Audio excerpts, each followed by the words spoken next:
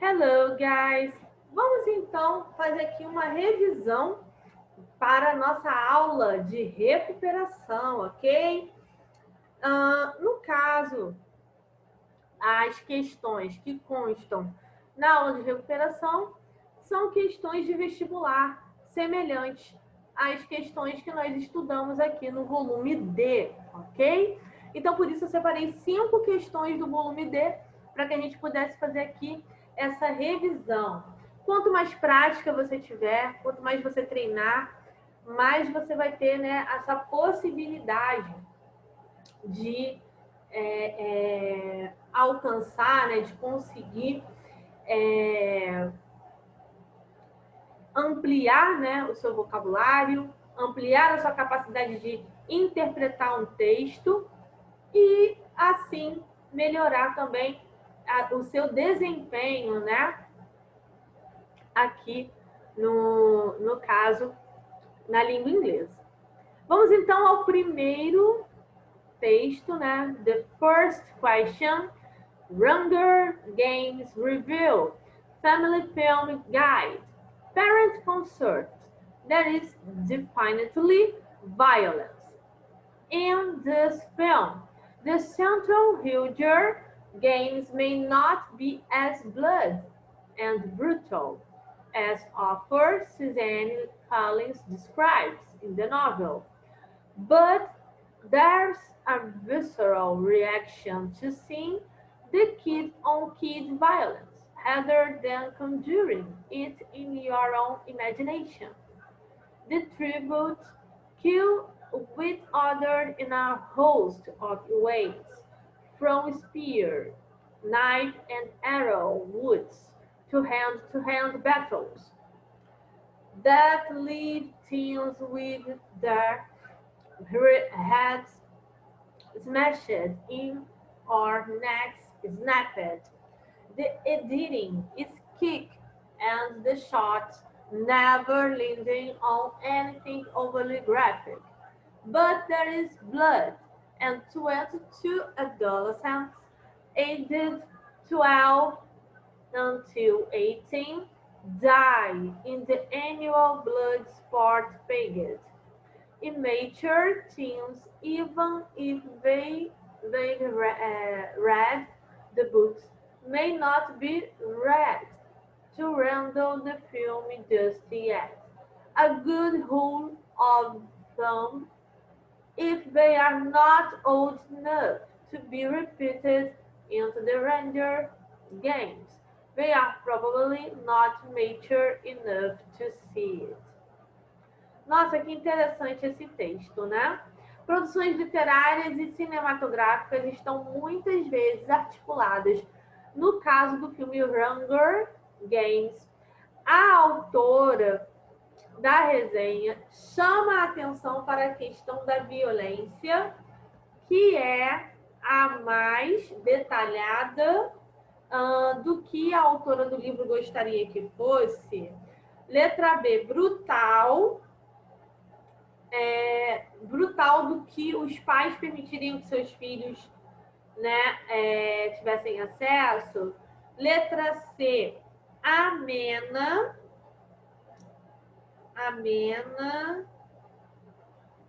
do que os adolescentes imaginavam. Letra D,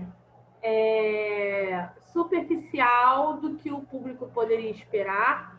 Ou letra E, impactante do que a representada no livro. Então, guys, Hunger Games nada mais é do que jogos vorazes, né? Com certeza alguém aqui já assistiu esse filme. E no caso, aqui é como se fosse um resumo do filme, mas é um resumo, gente. Quando você tem uma review, é um resumo com uma crítica, uma resenha crítica, né? É quando a pessoa dá um resumo daquela história, mas em contrapartida dando a sua opinião. E neste caso, a resposta correta é a letra E.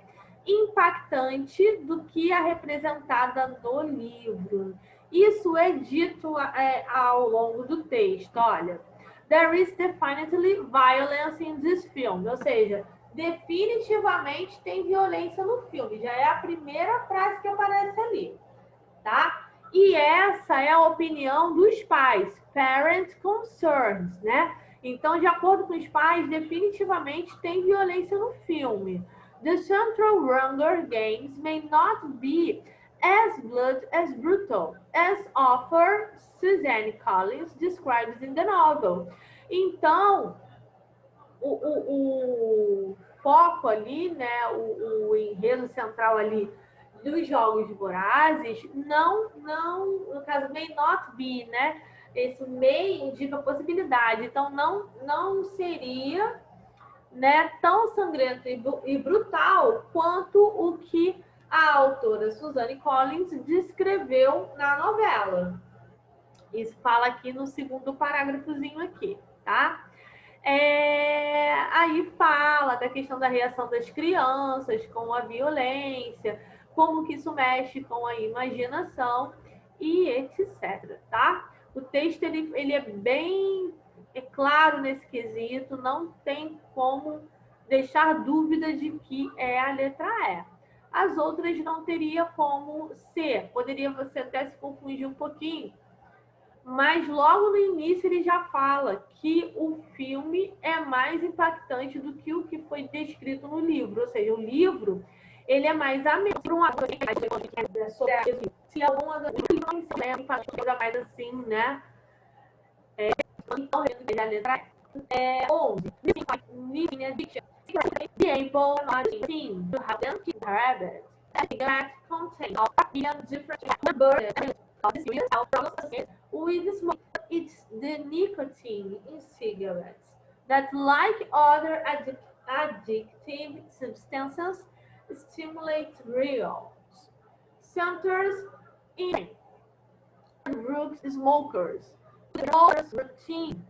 Ronald Crystal, the Department of Genetic Medicine at the Yale Cornell Medical College in New York, where researchers are developing a nicotine vaccine, says the idea is to stimulate the smoker's immune system to produce antibodies or immune proteins to destroy the nicotine molecule before it reaches the brain. Então, guys, o texto é muito simples, tem algumas palavras com um nível de complexidade um pouquinho maior, mas o texto é bem claro, né? É uma nova vacina que pode, né, lutar contra o vício de nicotina, né? Tá falando logo no texto, new vaccine could fight nicotine addiction. Nicotine addiction é vício em nicotina. E o texto já vem falando, né, que os fumantes têm problemas para, né, largar esse vício para largar, né, o cigarro devido ao vício, né, em nicotina, que é muito poderoso. Logo no primeiro parágrafo vem falando logo isso, ó. Muito poderoso e que pode, né, em algum dia ser, né, possível receber um tipo de anticorpo, né?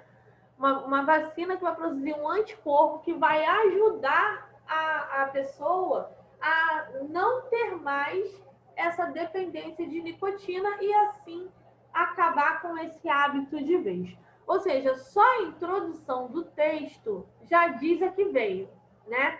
Já diz do que se trata. Depois vem the average cigarette contains, aí vem falando, né, que a taxa, né, de químicas diferentes que existem no cigarro são mais de 4.000, né, diferentes, e que são a maioria delas associadas a quê, né? Quando tem ali, né, o processo de queimar o cigarro, estão associadas a várias doenças sérias, causando problemas de saúde graves. Ok? Então, Muitas pessoas tentam parar de fumar, mas fracassam e sucumbem ao vício. Na tentativa de ajudar os fumantes, pesquisadores da Yale Cornell Medical College estão desenvolvendo uma vacina que, aí vem da A até a letra E, diminua o risco de o fumante se tornar dependente de nicotina.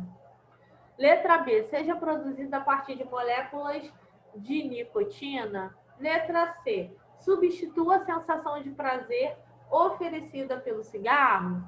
Letra D, ative a produção de anticorpos para combater a nicotina.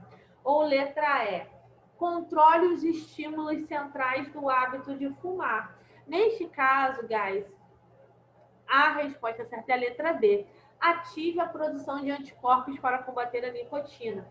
Isso está citado aqui, ó. Where researchers are developing a nicotine vaccine.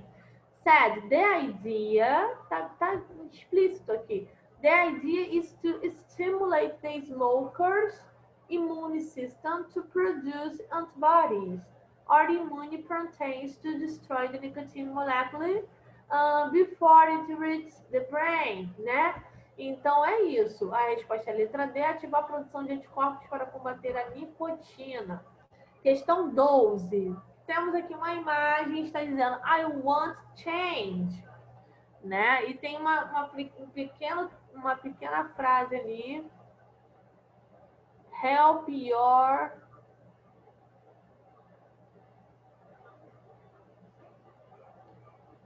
não tá dando para ler que tá embaçado. Aí, enfim, Desk é um grafiteiro famoso na obra pintada em um muro da cidade de Claremont, Califórnia, em 2007. Ele fez uso de um trocadilho com a palavra change, o que caracteriza seu grafite como protesto contra a... Aí aqui a resposta é a letra B, condição da vida das pessoas em miséria, né? Até a imagem mesmo, junto com a frase I want change, já mostra, né, que está numa situação em uma situação, como é que se diz? Pessoas que estão ali numa situação em que correm mais risco, né, com uma pessoa que não tem casa, né, numa situação bem complexa. Então, ele realmente quis fazer esse protesto. Number 13. Essa é uma das minhas preferidas, essa questão.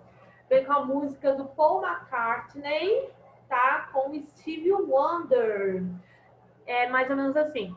Ebony and ivory live together in perfect harmony. Side by side on my piano keyboard. Oh Lord, why don't we? We all know that the people are the same whenever we go. That is good and bad in everyone. We learn to live, we learn to give each other what we need to survive, together alive. Então, essa música é maravilhosa. Vamos entender um pouco melhor essa música, né? Lembrando sempre que no Enem é fato que tem pelo menos uma questão com letra de música, gente, isso é fato.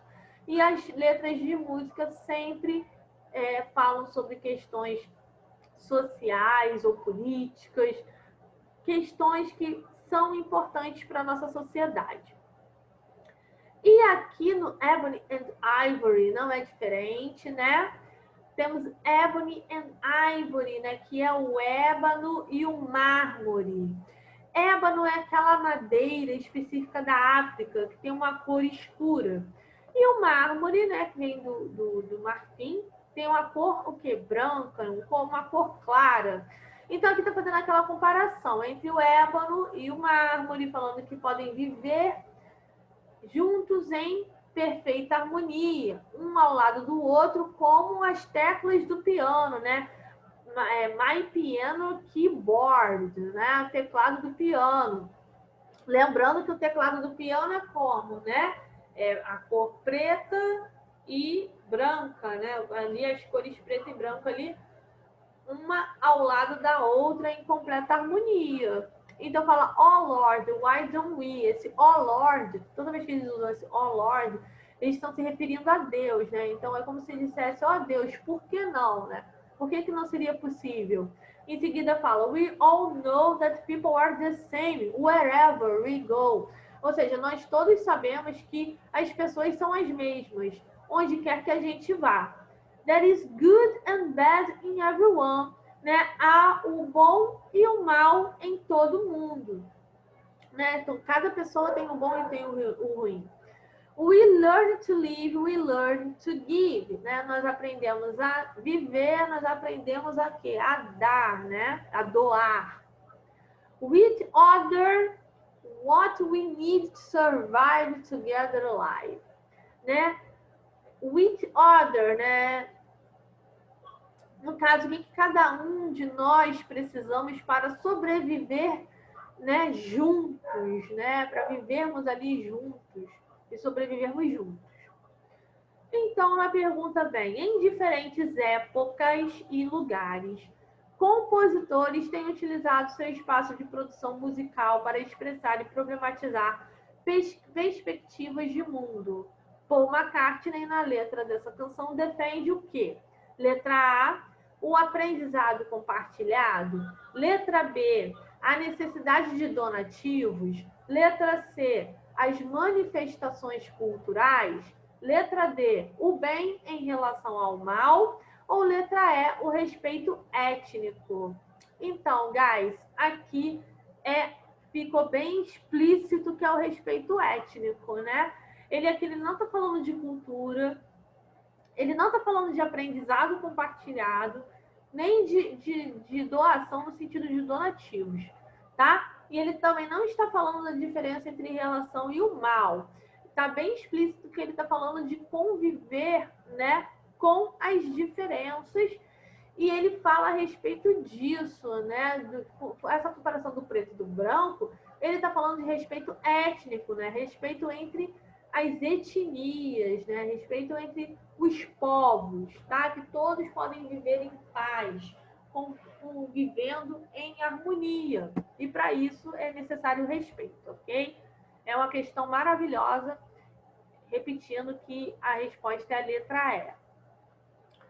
Temos aqui esse texto, Are Twitter and Facebook affecting how we think is content? Use of electronic gadgets reshaping our brains and making our thinking shallower. Então, né, o próprio título já traz o questionamento do texto todo, né? Se o Twitter e Facebook nos afetam na nossa maneira de pensar, se o uso de aparelhos eletrônicos, gadgets, tá ali, são aparelhos eletrônicos. Então, electronic gadgets, aparelhos eletrônicos. Então, está falando se há uma espécie de reprogramação do cérebro para que tenha um pensamento, uma forma de funcionamento mais raso, né? Shallow, guys, é só lembrar daquela música da Lady Gaga, né? Shallow Now. Como é que é a mesma música? Ai, gente, alguma coisa. Out of the deepest, honest, I got it. Open the shallow now. It is shallow, shallow. Eu vou lembrar da música da Lady Gaga, que não tem como esquecer que shallow é raso, né? Shallow é algo superficial, raso. Então vamos lá. How many times do you click on your email icon in a day? Or look at Facebook or Twitter? And how many times when reading on the internet do you click on a link navigate away from the text that was the original object of your inquiry. The web, it seems, as like an electronic sweep shop, forever tempting us indifferent. Essa palavra tempting é de tentativa, tá? Então, tá querendo dizer que esse uso constante das redes é uma tentativa constante da gente, uma tentativa constante das pessoas de tentar formas diferentes. But does this mental prosmucute, this tendency to flit around online makes us well thicker? Então, eu tô falando que talvez isso afete a nossa mente com coisas que não são úteis, com coisas que não são necessárias. Nicholas Carr, the American science writer, has mined this theme for his new book, The Shallows, in which he argues that new media are not just changing our habits, but our brains. Ou seja, a mídia, em geral, não está mudando apenas os nossos hábitos, mas o nosso cérebro, o modo como o nosso cérebro se comporta. Nossa, que profundo, deu até medinho. It turns out that the nature human brain is not an immutable set of personality and intellect, but a changeable thing, subject to narrow plasticity when our activities alter. So does the architecture of our brain. TM not thinking the way I use it to think, right, Care? I feel it most strongly when I'm reading. Ou seja, está querendo dizer, em resumo, que as redes sociais deixam o nosso cérebro mais lento, deixam o nosso cérebro preguiçoso, com um pensamento raso, sem raciocínio lógico. Nossa!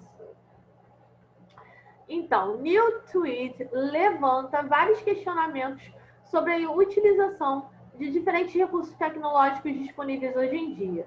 A partir desses questionamentos e dos argumentos do escritor norte-americano Nicholas Carr, o texto sugere que, letra A, o ato de clicar em ícones e manusear aparelhos prejudica o comportamento.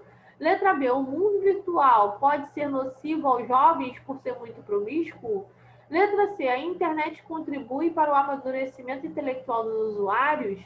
Letra D, o uso intenso dos recursos tecnológicos pode afetar o nosso cérebro? Ou letra E, as redes sociais virtuais ajudam a melhorar nossa forma de pensar? Gente, está mais do que na cara que é a letra D, né?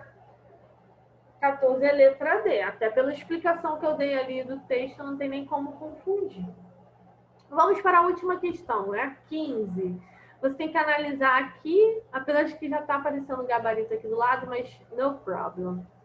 Temos aqui uma campanha, né, falando sobre pandemia de gripe, né? Um número ali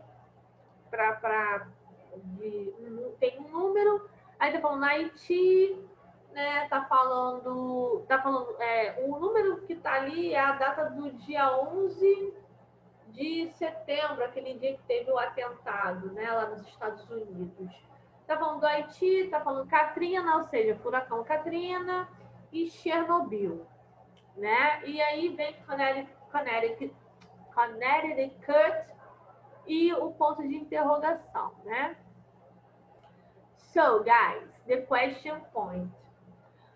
Orientações à população são encontradas também em sites oficiais ao clicar no endereço eletrônico mencionado no cartaz disponível na internet. O leitor tem acesso às ações do governo local referentes às calamidades. Letra B, relatos de sobreviventes em tragédias marcantes. Letra C, tipos de desastres naturais possíveis de acontecer em Connecticut.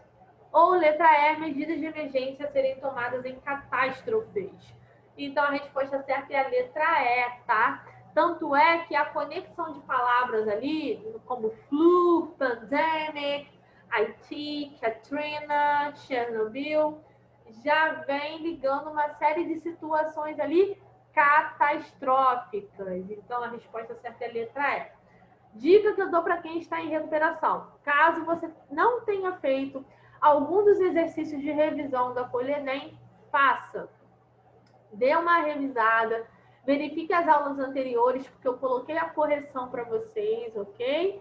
Então, dá uma olhadinha, porque são questões de vestibular que vão cair na prova, tá? Então, já deixa essa dica. Se você tiver alguma dúvida, é só me chamar no WhatsApp que eu estarei à disposição para te ajudar, ok? Good luck, see you, goodbye.